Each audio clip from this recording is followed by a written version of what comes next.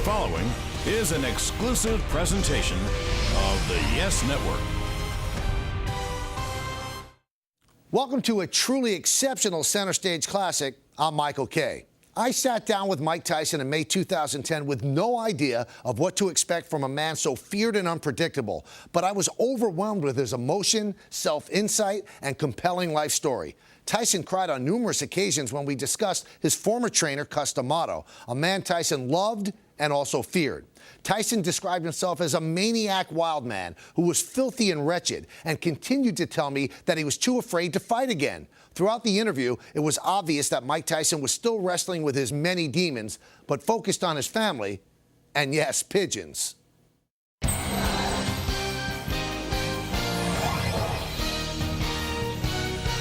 GMC presents Center Stage with Michael Kay.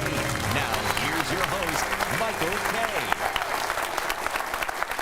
Thank you, everybody, and welcome to Center Stage. Today's guest was born and raised in Brooklyn. As a child, he ran the mean streets of Brownsville until being sent to reform school in upstate New York. There he learned to box and eventually caught the eye of legendary trainer Cus D'Amato. Under his tutelage, he quickly rose through the ranks to become the youngest heavyweight champion in the history of boxing. A frightening physical specimen, he instilled terror in his opponents even before the fights began. He was the model of a supreme gladiator, unbeaten and unbeatable, dispatching opponents in short order. He thrilled boxing fans, and his fights became must-see events and box office gold. After a monumental upset loss, his image in and outside the ring spiraled downward due to several bizarre incidents and a prison term. In 2008, he was the subject of a profoundly honest documentary that displayed his human side. He is currently taping and starring in a new TV show that examines the world of pigeon racing. Please welcome the champ, Iron Mike Tyson. Mike, thank you for coming. I appreciate it. Thank you. How you doing? Man, I don't know. I'm just, I feel awesome. And you get the love from the crowd. Do you sense that people love you? Recently, it's been becoming more tangible to me because, you know, I come from a bad neighborhood, so I go through spells of a lot of self-loathing. I don't use that for no excuse. That's just something I deal with, but I'm truly appreciative and grateful. Did you realize, Mike, when you were champ, how feared and frightening you were to the other people? And the reason why I was that way, Cus D'Amato at one time said, I wish you were bigger. He said, I wish you had a body like Ken Norton so you can intimidate people. And whoa. And in that way, it made me feel, he never said I wasn't going to make it, but he had said something I didn't possess. So I felt like, wow. So I just tried to be mean and evil and intimidating. That's why I was that particular mentality of a fighter. Now, for so long a period of time, Mike, you seemed invincible in the ring. How did that feel to you? And many times I want to tell people, well, this happened and made me start feeling this way, but Cus D'Amato programmed me since he met me, and in a weird way, he said, you're God among human beings. You know, I was just 12 years old. I didn't even know what great was. So that's all you really knew then? Yeah. What he taught you? Let's try to understand your upbringing, Mike. At 2 years old, your dad left the family. Then what happened from that point? How did the family get to Brownsville? I remember being born in this place, Fort Greene, Cumberland Hospital. Then I remember coming to Myrtle Avenue, and it was a decent neighborhood in Bedford-Stuyvesant. Then I remember moving to Brownsville, and it was just a totally different dynamics. You know, these people are outside late at night drinking, smoking, cursing, using profanity. But there was no security there. You know, you just open game. Everything's fair. What was pre-Brownsville Mike Tyson like? Because I heard you're a pretty docile person before Brownsville. Yeah, I'm pretty docile now, but no, yeah, I know, ironically, right? But it's just that you know, certain things trigger me. Mm-hmm. You know, what I mean, certain words, certain things trigger me when I was younger back then. You know, and it puts you in that state of insecurity, and so when I'm insecure and frightened, I strike out. What kind of things triggered you, Mike? There's people picking on me, take my money, take my pigeons, and one day a friend of mine said, "Fight back," and I fought. Now, why do people pick on you specifically? I don't know, because I had a high-pitched voice. I was really obesely overweight, and so I would never go to school. But this guy took one of my pigeons, and my friend said, fight him. I guess I beat him up and stuff. Two guys wailing at each other, but the real actuality was that I did some shuffle because I saw some of my friends doing that shuffle, and everybody applauded. And I must have been 10 years old. And you had never fought before? Never in my life. Tell me about the apartment in Brownsville. What was life like there? Was it tough? Did you guys have any kind of money at all? No money, but with never a shortage of drugs and alcohol, though, but no money at all. But no money at all. Tell me about the Jolly Stompers. What were they, and how did you get involved? They were a gang in the 70s, and I was just admirers of them and stuff. Right. You know what I mean? These were tough guys and stuff, and they would be always wars.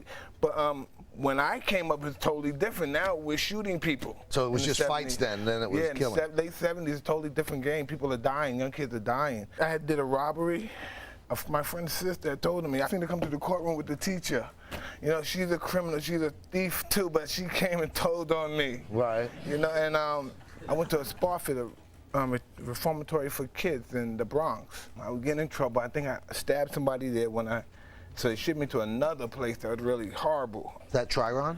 Yeah. When I went there, I got in trouble and they sent me to the lockup door where you can't go outside, where they bring the food to you. It's just really crazy stuff. I'm just a kid, you know. It's like, yeah, see, that's what I wanted to ask you. Are you afraid? I mean, what's going on with my life? What kind of life is this?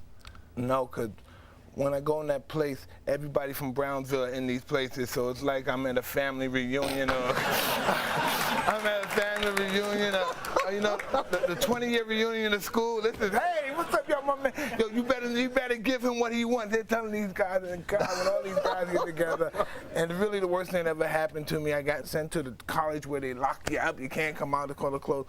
And it was this Irish guy in there named Bobby Stewart. And this guy would take all the guys over there, and they're coming back on them from the other side with like broken noses and cracked ribs, and they're punching out.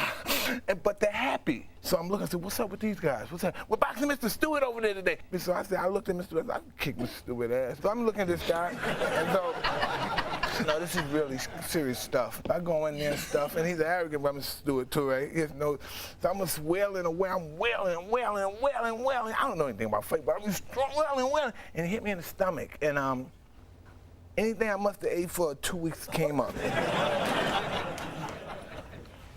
And after he did, I said, sir, can you teach me how to do that? I never thought about it, but I wanted to knock out some people in the street so I could steal their money. All right, so if you want to learn, you just do your room, clean your room, and do good in school. But I did all that stuff. Man, I didn't know how to spell cat, but I was getting my little honor rolls in this juvenile detention, right? And he starts teaching me this stuff, right? I turned into this model thug guy. I'm talking real nice, like, yes, sir, no, ma'am, I'm really like this Thomish black kid. Yes, ma'am, no, sir, yes. Yeah. And this is a person that wants to improve himself. He didn't like his life, he wants to improve it. And so I understand that now. I didn't understand that back then. So anyway, I went over there and he told me that we could take you. I don't want you to go back to Brooklyn because you're going to get killed or you're going to go to prison. And I'm saying, yeah, most likely, yeah. So he took me to meet Cuz. And so when I met him, Cuz said, do you want to be, no, I'm 12, do you want to be heavyweight champion? Well, I'll make you the youngest heavyweight champion in the world. So I think this guy's a pervert, because, you know, coming through that, coming from the streets, coming through the streets and being a young kid, I didn't know. I said, no, but this guy, he said, you could be great. And you can help your friends and your family, but I didn't get it. And I didn't know what great was. I was just a young, ignorant cat. I didn't know. I didn't know. He said, do you know what that means to be great? No, sir. And he said, it's like just doing the most difficult thing in the world, but do it with the simplest of ease. And I said, wow, did y'all hear what I said? I said, okay. I'm like 30, I said, okay.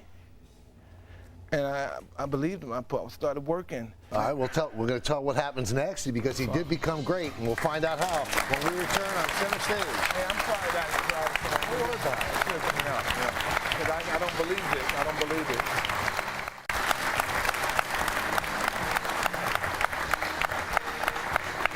Welcome back to Center Stage, everybody. We're here with former heavyweight champion of the world, Mike Tyson. So you got sent upstate, Bobby Stewart you worked out with, and then you met Cus D'Amato. So tell me what Cus D'Amato was like, Mike. What type of guy was he, and why did he take an interest in you? I have no idea. I have no idea why he wanted to even be around. It was disgusting. Was there a connection? Did you feel a connection with him? No, I was afraid. I thought he was a weirdo. Now, Cus D'Amato was a long-time trainer, legendary in boxing. But this is what I realized. Cus had a couple of great champions, and he had, back in the 50s and 60s, you had to deal with the mob. And Cus is an arrogant, mean, Italian guy. He lost his mother when he was 2. He lost his brother in 1927. The cop killed his brother. that just haunted him forever. It's like he kept talking about it, kept following the cop till the day he died. I know where he's at. He's in Florida, right? This happened in 1927. All right, Cuz? Leave it alone, but Now, he didn't just teach you boxing, Mike. He also taught you psychological aspects of things as well. He delved deep into you, right? Oh, absolutely. He believed that you could do anything with your mind. I didn't understand it back then, but if he said something, I thought it was God, so I believed it. At what point, Mike, did when you're working with him, that you started to think, you know what? I could be champ. I could be great. When I was 15. And did he's told you the same thing? He felt that you could be the champ? No, he thought I could be champ at 15 years old, but he said, like, you don't have enough belief in yourself. This guy, in order to make me this guy who people think I am, this guy broke me down, man. This guy is not like this guy broke me down, and then now he has a blackboard. Now he could do whatever he wants with it. He could design whatever kind of fighter he wants. Now, when he broke you down, how did he break you down? I mean, he just stripped away everything? Yeah, he's talking about my character and my discipline, and I didn't know what discipline was, so he explained to that. Discipline is doing what you hate to do, but do it like you love it. Mike, did you love him or you were afraid of him? Both. Really? Yeah, both. How did you reconcile that, loving him and being afraid of him? How do you reconcile that? You're his slave. If he told me to kill you, I would kill you. Really? Yeah. Listen.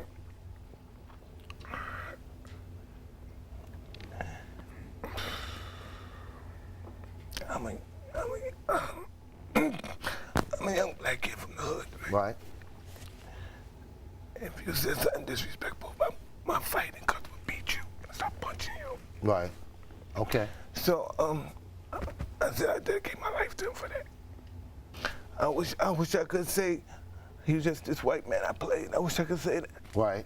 But that's not how it goes. Do you miss him to this day? Do you think, Mike, that if he had lived, that your life would have been different? Oh yeah. Really? No doubt.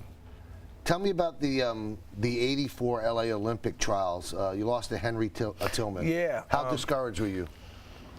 Oh man, I was.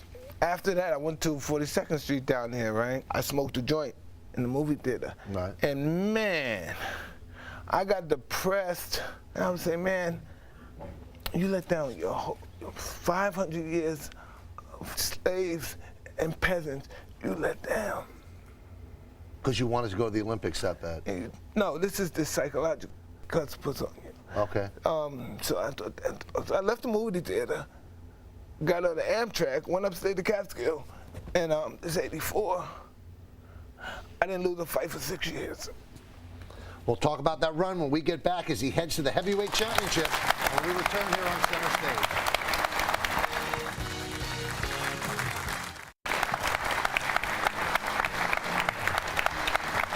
Welcome back to Center Stage, everybody. Our guest is heavyweight boxing legend Mike Tyson. Now, Mike, tell me the boxers that you modeled yourself after. You'd watched all those tapes and things like that. I like Jack Dempsey. I like Sonny Liston. I like Gene Former. These are the guys I emulate. I'm like Rocky, and those are aggressive. Those are bone-breaking fighters. And I used to love this style. All right, now, you had 11 fights when you turned pro, 8 knockouts in the first round, and then Cuss, who we've been talking about, he dies of pneumonia in November of 1985. Did you think, okay, what's happening to me now? What do I do? I mean, this was the guy who was leading you. No, everything accelerated. Okay. After that, it goes from we're gonna be champion of the world that I'm destined to be the king of the world forever. It goes from that to just being very megalomania, because that's really what it was. When you look at me and Cuss, we sit down, we watch these fights. We're looking at Ali, Frazier, Lewis, and we just talking about how we're gonna beat them. These guys, no way we gotta fight. These guys are so old. If they didn't just retire, these guys have been dead for 10 to 15 years, and he's telling me how we're gonna beat these guys. Like it's really a fight that we play. But he had you believe. No doubt about it. All right, now, you continue to mow through contenders. After 20 months turning pro, you're 27-0, and on November 22nd, 1986, you get your title shot against Trevor Berbick. It was so ironic because I saw the fight with him and Muhammad Ali. I thought that he unmercifully beat the crap out of Ali. I just thought that he didn't have to do that. And I remember Ali came to the ring and said, kick his ass for me. Really? Yeah. And so I said, oh, you got that. That's happened. You got that. You end up beating him in the second round, knocking him out. Did it seem at the time that it was easy? You know, if you allow me to express myself without sounding like it's about me, I just knew it like I knew Sunday will follow Saturday. I just knew it would be God. Yeah, it's just Cus would tell me that every night.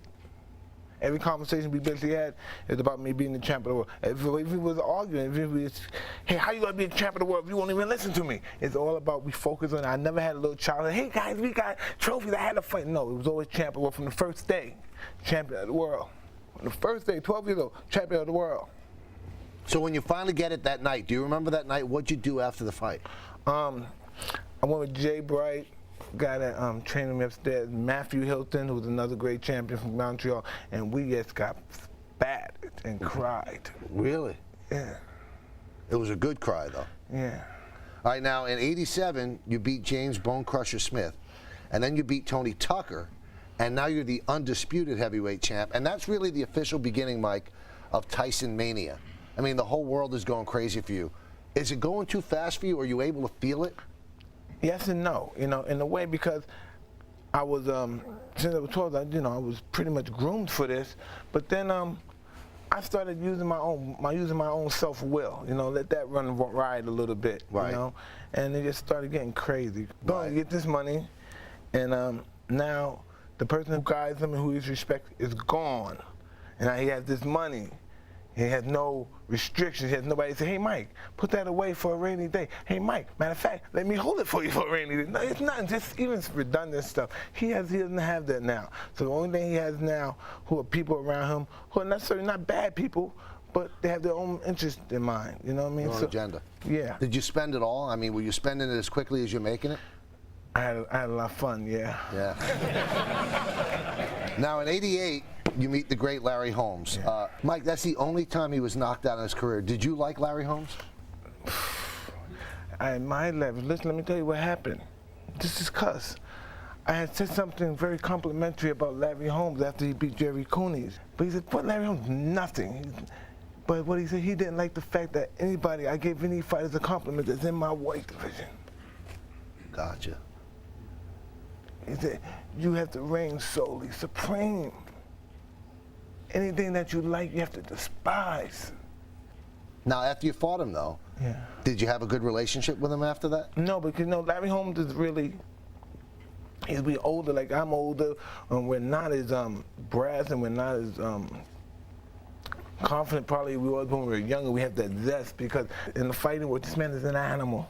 This man's not afraid of nobody. This guy's been champion for 7.5 years, almost surpassed Joe Louis' defense record. This is an awesome fight, and I'm so happy that he had 2.5 years off when I fought him. Right. Now imagine if he would have trained and got prepared like that, and then they fought me. It wouldn't have been that easy of a fight, I don't think. And he was 40 years old. It wouldn't have been that easy of a fight.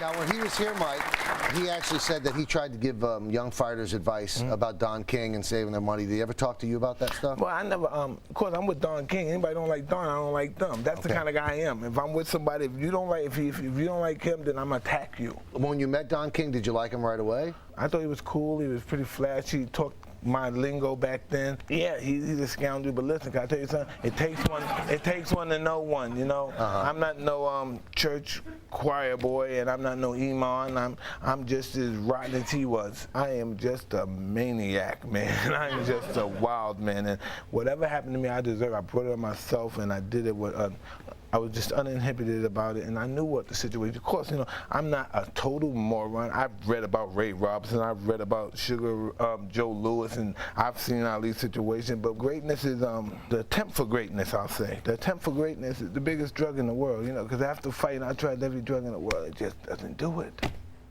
It just doesn't do it. A couple of ODs and everything. It just doesn't do it. If you're trying to get this that championship, that high over drugs, you're gonna die. It doesn't work. We'll be back with Mike Tyson on Sunday.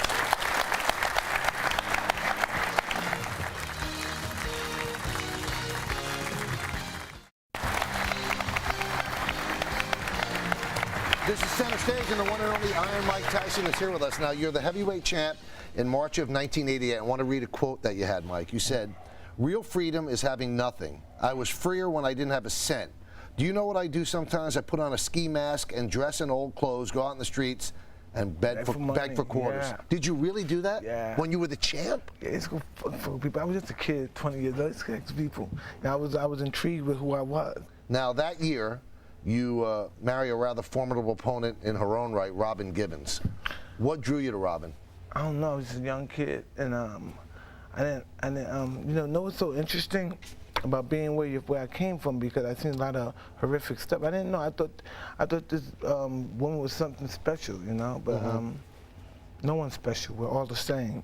We talked about you knocking out Larry Holmes, and then in '88 you knock out Tony Tubbs, and that sets the stage for the big showdown with Michael Spinks. Did you think it was going to be a hard-fought, tough fight? I don't know what I thought. You know, if I'm being sincere, I'm gonna be sincere right here. I wish I knew. I just thought that. I just thought there's nobody. God can't even beat me. That's what I thought. I mean, it almost seemed like Michael Spinks was afraid. I mean, 91 seconds. Was it as easy as it seemed? Well, no, because during the training I was getting the crap beat out of me. So no, I paid my dues. Yeah. Right. Now, a lot of people say that was the pinnacle of your boxing career. Now, looking back, do you think that was the pinnacle? No. Because when you look at the situation, it's no way that Michael Spinks could ever beat me. You know, it wasn't fair. He was fighting for money. He wasn't fighting to win the fight. During that time, you have the Barbara Walters interview with Robin Givens, and she's saying things that, and you're just sitting there, and like America's watching, going, why isn't he getting mad? I don't know. I wanted to get mad, but I was just so infatuated in love. I wouldn't. But I really thought about it. I said, wow, it would be good if I just did something drastic or something. I felt like kicking them in the head. I felt like socking them. This is how I felt. Right. Okay, so now I felt that way, and I didn't perform that act, but I'm still a scoundrel. But the fact is that I've been married to this woman in 1988 or 87. I was married to her, and she still benefits and get time from just mentioning my name. Am I the only guy that assaulted her, offended her when she had a relationship? How come she always bring up my name? Am I the only guy that hit her? If I'm the only guy that hit her, then I'm just must be a moron. Then I have to be a moron. If I'm the only guy that hit her, then I'm just a cad. Well, Mike did this.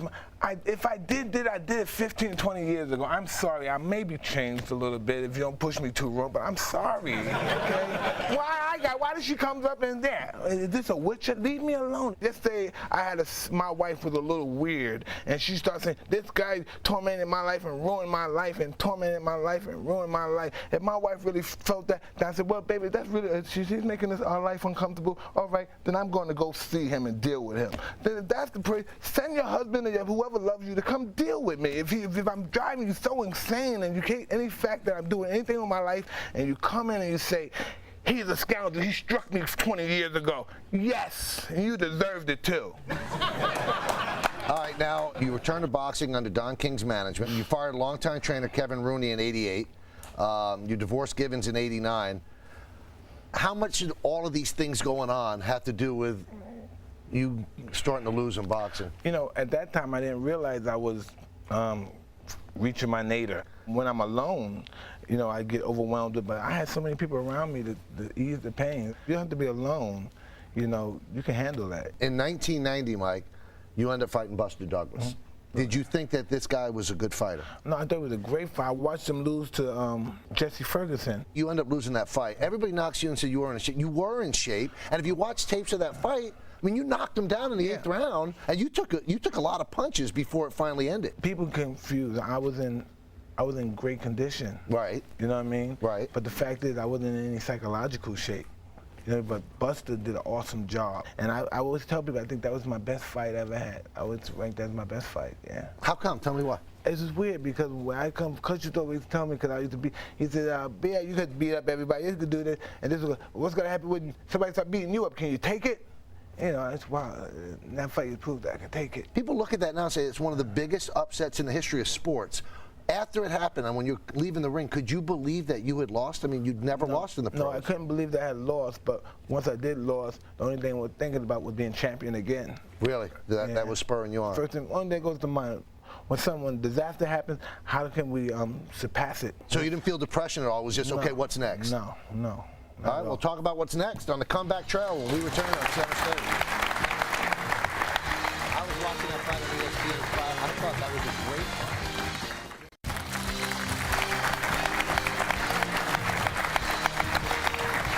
Welcome back to Center Stage. We're having a great time talking with the former heavyweight champion of the world, Mike Tyson. So after you lose to Buster Douglas, you start the comeback trail.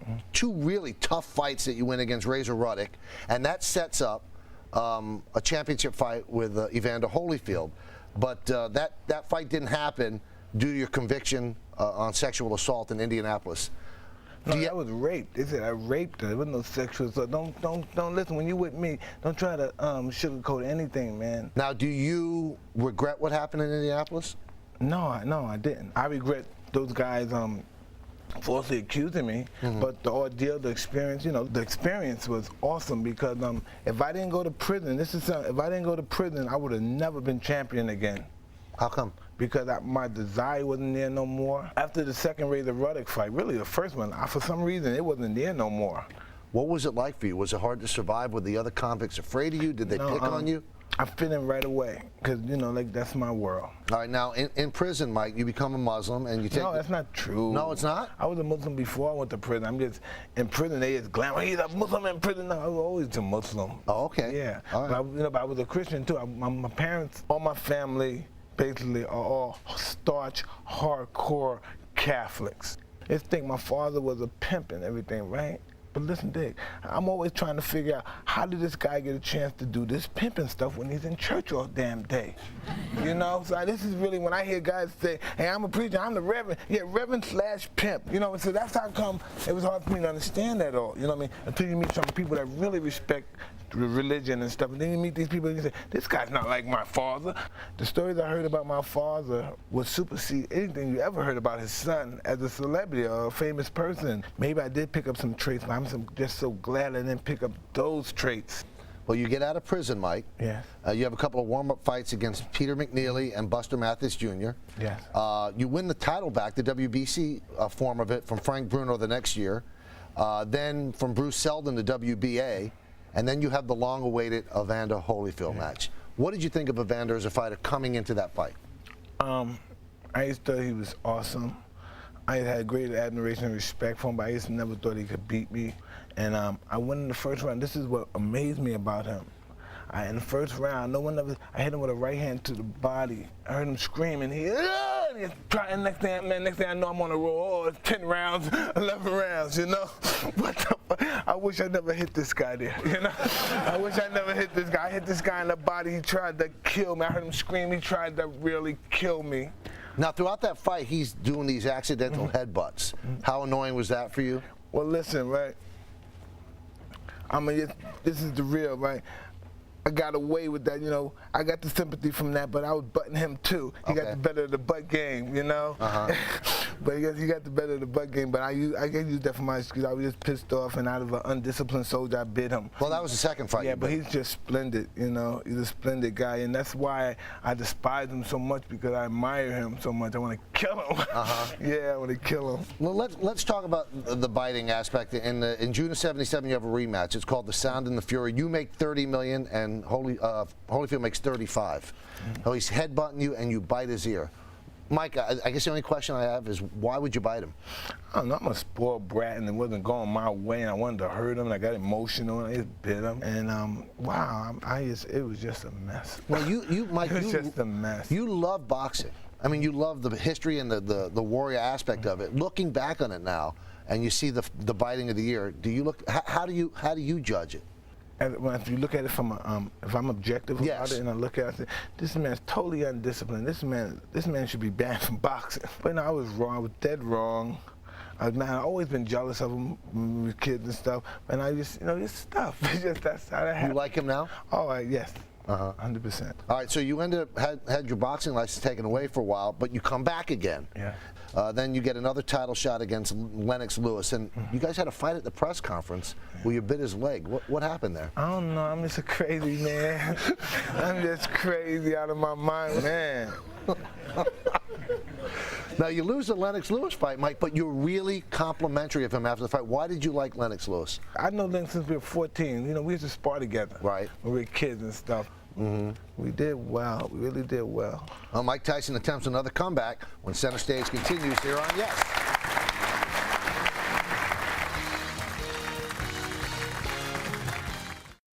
Welcome back to Center Stage, everybody. That's the great Mike Tyson. I'm Michael Kay. All right, so you have several tattoos. You have Maori tribal work on your face. You have Arthur Ashe, Mao Zedong, Che Guevara. Why these tattoos? Why the tributes? It's just who I am as a person. Just, you know, when I go places over the seas or somewhere, I see people with tattoos on me. You know, I would never put a tattoo of me on me. You know what I mean? And I don't know. It's just what people what they think. It's just it's relevant to them. You know, Arthur Ashe, Mao, Che, these guys are relevant to me. All right, now after your loss to Holyfield, you sue your managers for conspiring to make Don King your exclusive promoter. You sue him for $100 million for stealing millions from you. Did you ever collect anything off that? Oh yeah, I've got a lot of money from people, but you know, all that stuff, that was all irrelevant. It wasn't like someone gave me some money and I said, well, I'm gonna put it away and save it for my future. Right. No, I was just living my life. I was just gambling with life back then. You never thought about the future, Mike? No, I never thought I would live to see the future. Really? No, no. All right, now, when did you think, all right, I've had enough of boxing? What was the moment where you said, that's it, I'm done? I don't know, many years ago, but I'd done it in '93 or '95, I guess. I'm 2005. Yeah, but after that, it's just I was just boxing just for money and ego and drugs, and it was a useless thing, and I didn't want to abuse the sport. Imagine just seeing Mike Tyson getting beat every day, fighting for 25 fights after he retired. It was just abusive. I didn't feel like I wanted to talk to my kids. I wanted them to be able to understand me as well. You divorced your second wife after the loss to Lewis, and you end up declaring bankruptcy. No, she divorced me. Okay, so you end up declaring bankruptcy, and you end up crashing with friends or living in homeless shelters. What are you thinking at this point, Mike? Did you say, what happened to all of this? No, because really, I'm having a great life. You know, I'm hustling these guys for millions of bucks on the side. You know, I'm just chilling out. You know, I'm doing my drugs and everything. I'm just living this awesome life, but I don't know. I thought maybe I'll die or something. I wasn't feeling good about myself, so I didn't care, right? I meet this lady named Marilyn Murray, right? And she's a therapist, but she's pretty interesting, right? So she says, I make a bet you couldn't stay 6 weeks in a rehab. And I was talking slick, and I don't know. I said, 6 weeks, that's nothing. And that's nothing. As soon as I come back from my tour, I'm gonna go into rehab. So I stopped everything for like 2 months, boom. No drugs, no nothing. I'm going crazy. I'm breaking my hotel room every day in these hotels in Europe. I'm destroying the hotel room.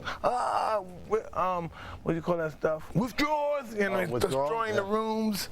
And so I come back, I'm cool. So I come back and go, man, I said, Marilyn, I'm ready to go, baby. So I go in there. So I think a rehab is where you come to the rehab and you just chill out the rehab and you watch television and you stay there for 6 weeks or 2 months until the time is up. So, okay, I'm in here, and these people say, hey, Mike, let's talk.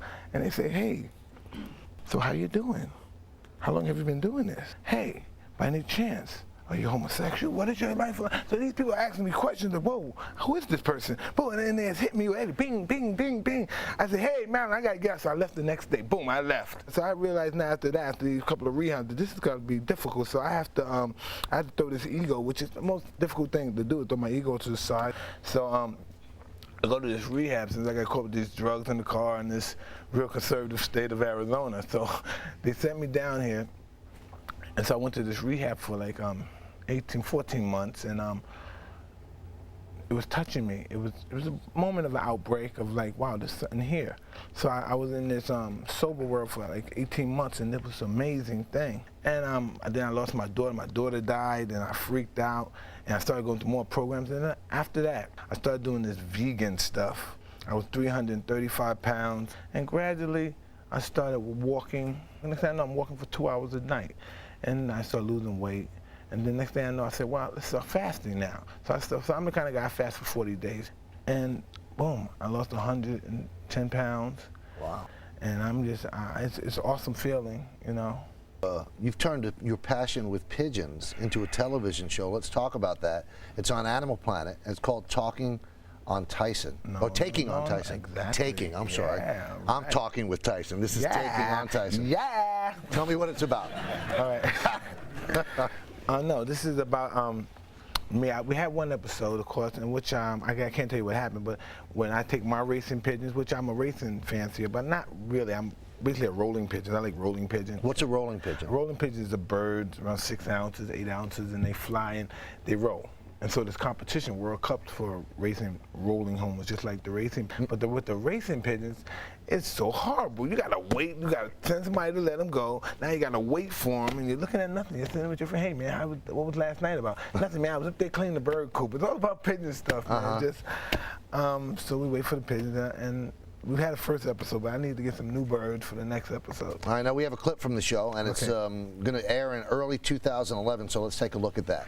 This is so cool. I've never seen this stuff, guys. I've never seen this stuff. You always know the guy that has the pigeons is a guy that nobody messes with in the neighborhood. A guy who always demands a lot of respect. I don't know if that's what I wanted from the pigeon world, or did I really get involved with the pigeon. But I always knew the Italian guy or the Puerto Rican guy that had the pigeons in that neighborhood was the man. Outside, let's go. Looks like you really love this show. Yeah, it was cool. Now, with the races that you're talking about, Mike, well, what's the average distance, and how long does the races take? Well, some can go 1,000 miles, some can go 500 miles, 5,000 miles. You know, it depends on the pedigree of the bird. The show is Taking on Tyson, and it's on Animal Planet, so it should be fun. Now, talk about Taking on Tyson. Hit and Run is next. He's hit. He hasn't run much in his life, but this is going to be a different experience on Center Stage.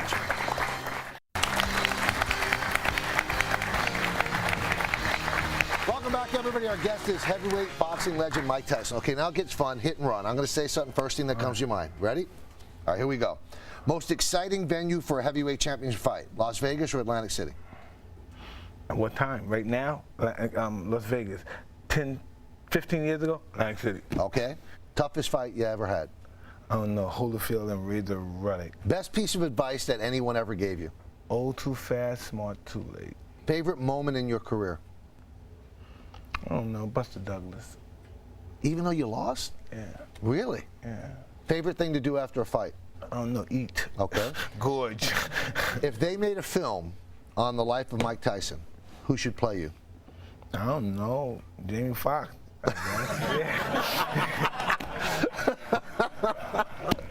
Favorite musician? Stevie Wonder. Favorite film? Listen, this is an old crappy movie, but it's called The Other Side of Midnight. It's a great movie. Yeah. Now, if granted a do-over, Mike, what would you have done differently?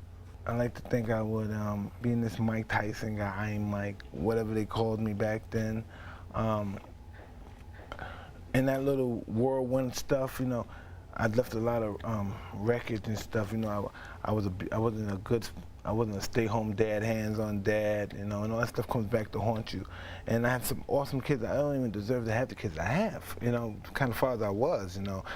Some of the women I've been married to, and some people I've been involved, they shouldn't even say hi to me or talk to me no more. But I just realized that there's so much love in this world, and I know there's no way I look into the world as being pessimistic no more. I have such good friends who I never thought were my friends. You know, if I didn't have no friends, man, I'd be in prison somewhere with AIDS.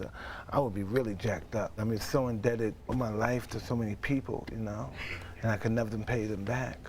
All right, now this is going to be interesting to me. Favorite late night snack? When you're sitting on the couch watching TV, what do you shovel in your mouth? Now? Yep. Some peanuts, some nuts, or some. Man, I'm a vegan. I don't eat anything. I don't eat anything. You look in great shape, though. You feel good?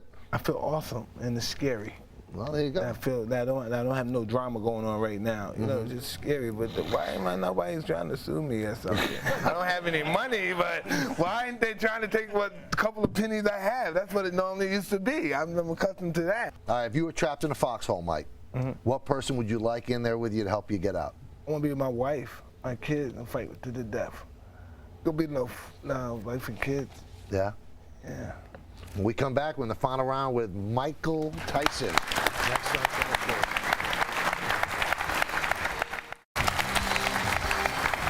Welcome back to Center Stage, everybody. We're here with Mike Tyson. Now, in 2008, the documentary Tyson was released. And, I mean, Mike, you really opened yourself up in this. What was the purpose of doing this? Originally, I was in rehab when it took place. I'm thinking about we're going to get a good deal on 125th Street and selling it on the corner, selling them in one of these mom and dad stores. So my head is there. I'm thinking about getting this next fix because I'm not right yet. But, you know, you have to understand the director's my friend for 20 years. You know, I didn't expect it would be like this, so I'm doing it with him. He's crazy as well. So we're both doing this film together. That's the only guy that can get me to do this. James Toback, Yeah, right? that's the only guy that can get me to do this. My close friend, and he understands my psyche. pretty much.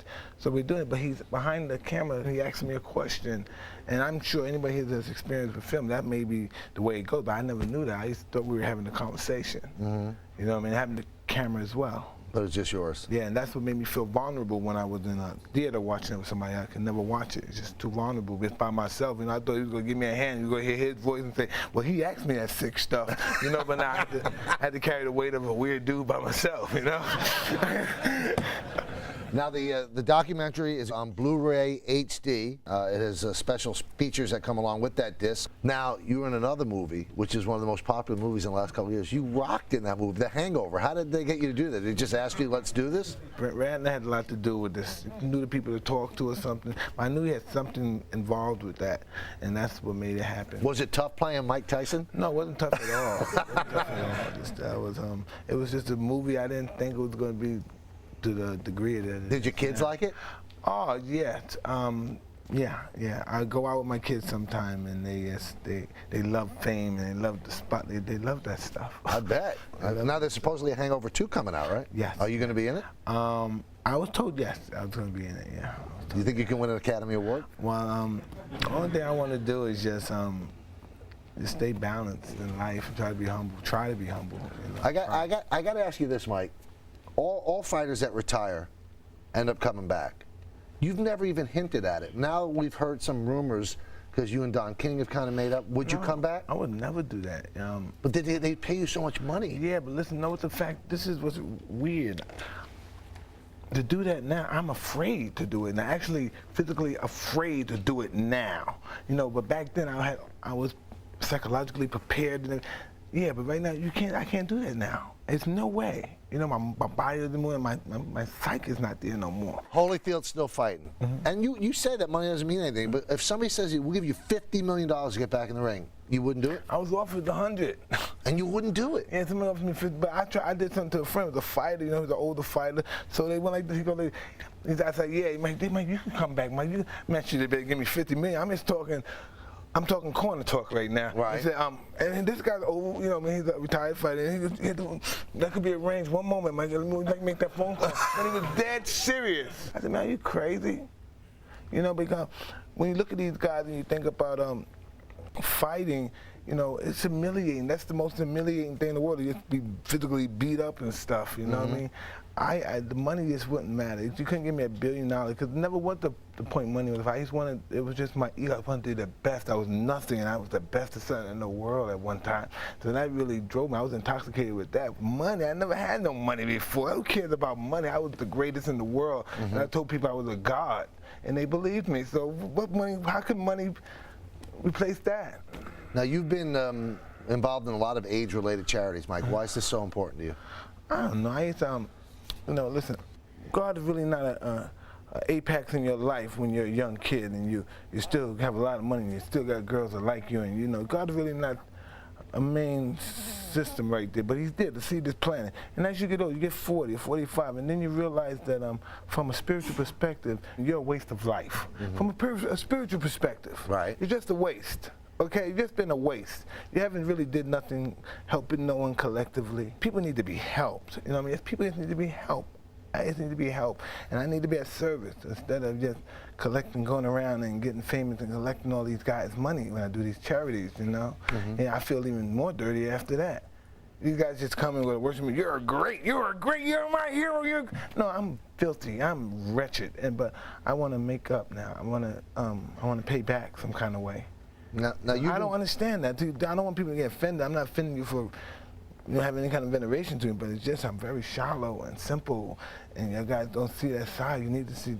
I want to do something good. You know what I mean? I just want to help somebody. If I'm gonna die, I want to die getting killed in Dorfer. And so how am I gonna die? I'm gonna die over here getting paid money and people kiss somebody. Oh, you're great. I like you. You did great in that fight, man. Give me a. Man, you know, we can't live off our past. The lowest form of conversation in the world is what I was. We can't live off that. We can't. I can't eat off my trophies. My trophies won't feed my kids. Now you've been quoted as saying, Mike, "I'm not Mother Teresa, but I'm not Charles Manson either." Where do you think you're on the scale these days? No, that was back then. I was never I pretty much more Charles Manson, but yeah, but I just I wanted to live my life. You know what I mean? I wanted to let my will run riot. You know what I mean? And what I realized in life, this is what I've learned out of life. This is very simple and cliche and stuff. Is that if you don't come into this world humble, humbleness will be thrust upon you. And that's a big lesson for me. You've had an unbelievable life. I mean, just think about where you came It from. doesn't even match up with the life I have now.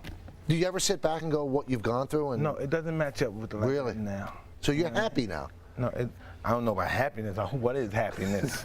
You know what I mean? I read this book, The History of Happiness. A document. I read this book and it was saying, it just said so many great guys. It goes back from Socrates, has all those guys that goes into Martin Luther King. Just go back to contemporaries now. And Bush, everybody, we all had different, Rasputin, everybody had different opinions about happiness and stuff. But this one guy said then, he said, I found my happiness to be when you really know who you are. You embrace the good and the bad. You're punk, you're rotten, whatever you are. You embrace that and you be real with that feeling. That is happiness. I know who I am. That was an interesting scenario. I don't know if that's the true one, but to know who you are is pretty much happiness. The good and the bad, and to try to do some self-examination. I tried that before. And I don't know. I'm not at that level because that hurts. A lot of painful. You know, I have a lot of pain. You know, that I'm trying. I don't know how I let it go. You know, I used to be this. I find myself. I used to be this tough guy, toughest guy in the planet. Next thing you know, I cry at the slightest word of somebody's name or something. I don't know what's wrong with me. I don't think I'm falling to pieces sometimes. Well, this has been fascinating, Mike. Thank you so much. I appreciate it. That's Mike Tyson. I'm Michael Kay. This is Center Stage. So long, everybody.